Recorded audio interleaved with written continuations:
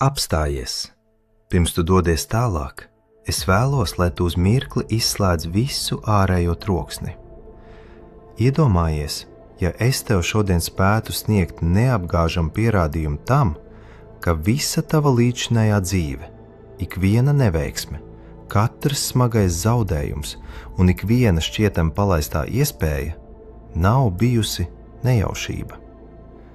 Kas mainītos, ja tu saprastu, ka aiz tā visa nestāv slikta veiksme, bet gan viena vienīga darbība, ko tu veic katru dienu, pat to neapzinoties? Un ja nu šis noslēpums ir tik elementāri vienkāršs, ka tu varētu to izmainīt tūlīt pat. Iedomājies, ka tava dzīve dažu nedēļu laikā varētu pilnībā transformēties tikai tāpēc, ka tu mainīji vienu iekšēju iestatījumu. Tas, ko tu tūlīt dzirdēsi, nav lēts motivācijas sauklis vai tukšs solījums. Tas ir likums. Tas ir princips, kas pārvalda šo visumu kopš laika sākuma. Nav svarīgi, vai tu tam tici vai nē. Tas darbojas. Jautājums ir tikai viens. Vai tu beidzot sāksi šo spēku vadīt apzināti? Viss sāk izdoties tajā mirklī, kad tu pieņem iekšēju lēmumu, un šī atziņa mainīs tavu pasauli uz visiem laikiem. Iekšējā arhitektūra. Viss izdodas tur, kur tu tā nolem. Pirmajā brīdī tas skan pēc vienkāršas frāzes, pēc mierinājuma vārdiem nemierīgā naktī. Taču patiesībā tā ir fundamentāla patiesība, kas pulsē zem katra tava dzīves notikuma. Nekas nepakustas ārpusē, pirms tu neesi izkustējies iekšēji.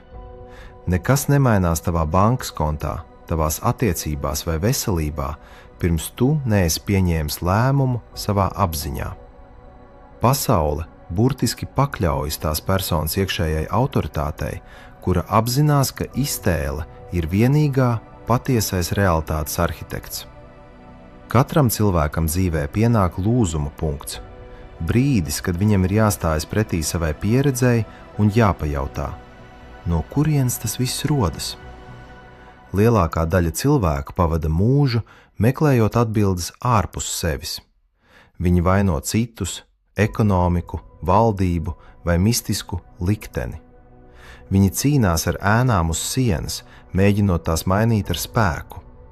Bet tad pienāk mirklis, kad tu kļūsti pietiekami kluss, lai saprastu. Dzīve izplešas no iekšienes uz āru. Ik viens triumfs, ik viena aizkavēšanās un ik viena uzvara sākas kā klusa, gandrīz nemanāma iekšēja kustība. Tā sākas kā tava pieņēmuma maiņa. Tu nepiedzīvo pasauli tādu, kāda tā ir.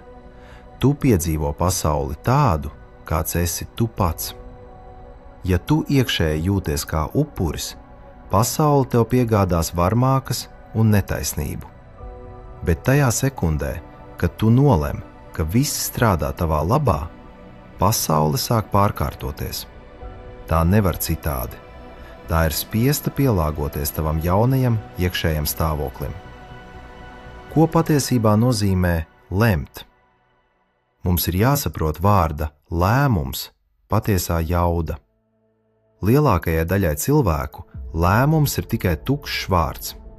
Viņi saka, es gribētu būt bagāts, vai es ceru, ka man izdosies. Bet vēlēšanās nav lēmums. Cerība nav lēmums. Pat lūgšanās visbiežāk ir tikai trūkuma apstiprinājums. Īsts lēmums ir iekšēja pārliecība, kurai nav vajadzīgi nekādi ārēji pierādījumi. Tā ir nesatricināma pieņemšana, ka tas, ko tu esi savā prātā noteicis, jau ir noticis fakts. Tas ir neredzamais dzinējs aiz katras lielas transformācijas. Tu nolem, un tava pasaule sāk klausīt. Tu pieņem jaunu patiesību par sevi, un dzīve sāk tevi atspoguļot kā dzidrs spogulis. Lielākais pārpratums cilvēka dzīvē ir ticība tam, ka dzīve tev notiek. Patiesībā dzīve notiek caur tevi. Tu neesi pasažieris, kurš gaida nākamo pieturu.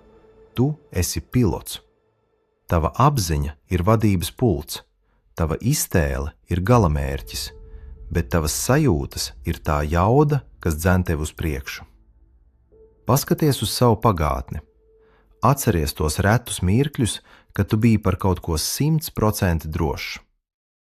Tev nebija vajadzīgas zīmes, tev nebija vajadzīgs citu atbalsts. Tu vienkārši zināji. Vai pamanīji, kā tajā brīdī pazuda bailes un šaubas? Tu biji iekšēji pieņēmis rezultātu, vēl pirms tas bija redzams. Un tāpēc, ka šī pieņemšana bija pilnīga, realitāte dabiski nokārtojās pati.